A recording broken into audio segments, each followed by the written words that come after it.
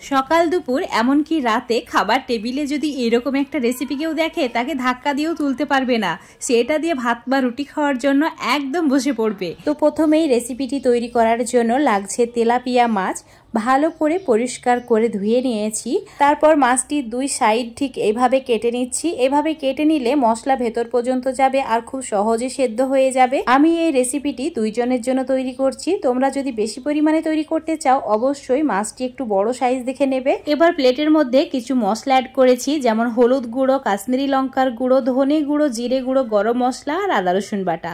সমস্ত কিছু ভালো করে মেখে নেওয়ার পর মাছের গায়ে ভালো করে মাখিয়ে নিতে হবে। একটু ভালো করে মাখিয়ে নিতে হবে যাতে ভেতর পর্যন্ত মশলাটা চলে যায়। তো এটা আমার মেখে নেওয়া হয়ে গেছে।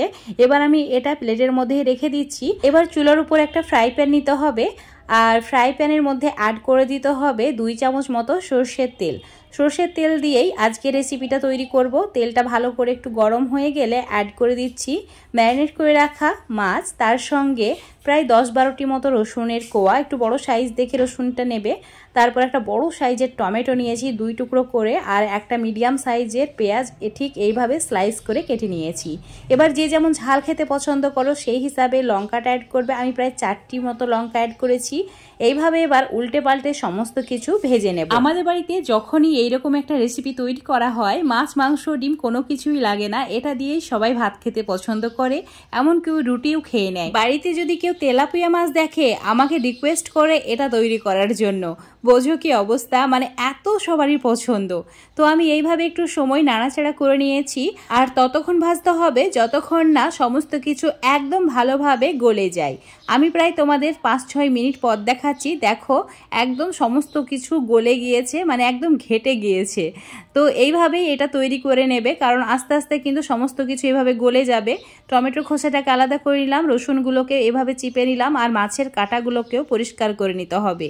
একটু সময় নিয়ে কাজটা করতে হবে যাতে কাঁটা একদমই না থাকে। কাঁটা থাকলে আবার ভালো লাগবে না খেতে। আর যে কাঁচা লঙ্কাগুলো দিয়েছিলাম সেগুলোও হাত দিয়ে ভালো করে মজলে নিতে হবে। তোমাদের হাত যদি জ্বালা করে তোমরা গ্লাভস পরে এটা করতে পারো। তো আমি ভালো করে সমস্ত কিছু একদম মেখে নিয়েছি। এবার এর মধ্যে অ্যাড করে দিতে হবে সামান্য পরিমাণে পেঁয়াজ কুচি। অবশ্যই কাঁচা পেঁয়াজটা অ্যাড করতে হবে, আর তার সঙ্গে বেশ কিছু পরিমাণে ধনেপাতা কুচি একদম ফ্রেশ দেখে অ্যাড করবে। আর অ্যাড করে দিতে হবে একটা লেবুর অর্ধেক রস। তারপর ভালো করে মিশিয়ে নিতে হবে। আর এতক্ষণ কিন্তু চুলোটা অফ করা ছিল, একদম লো আছে, একটু সময় নিয়ে এইভাবে মিশিয়ে নিতে হবে। এইভাবে একটু সময় যদি নাড়াচাড়া করে ভেজে নেওয়া হয় তাহলে পেঁয়াজের কাঁচা যে স্মেল সেটা চলে যাবে, আর অনেকক্ষণ পর্যন্ত এই রেসিপিটা রেখে খাওয়া যাবে। তো বন্ধুরা এভাবে ভালো করে আমি মিশিয়ে নিয়েছি। আমরা কিন্তু এখনো পর্যন্ত নুন ব্যবহার করিনি, তো একদম শেষ পর্যায়ে স্বাদ মতো নুনটা অ্যাড করে দিতে হবে। আমি একদম সামান্য পরিমাণে নুনটা অ্যাড করেছি। তারপর খুব ভালো করে আবারও মিশিয়ে নিয়েছি। মেশানো হয়ে গেলেই ব্যাস রেডি হয়ে যাবে দারুণ সুস্বাদু ভর্তা। অবশ্যই গরম ভাতের সঙ্গে একবার এটা খেয়ে দেখবে, এত টেস্টি যে বারবার বানিয়ে খেতে ইচ্ছা করবে। আজকে আশা করি এই রেসিপিটা দেখে তোমাদের ভালো লেগেছে। ভালো লাগলে অবশ্যই লাইক, শেয়ার, কমেন্ট করে দেবে। ফেসবুক পেজ থেকে দেখলে পেজটাকে ফলো করে নেবে।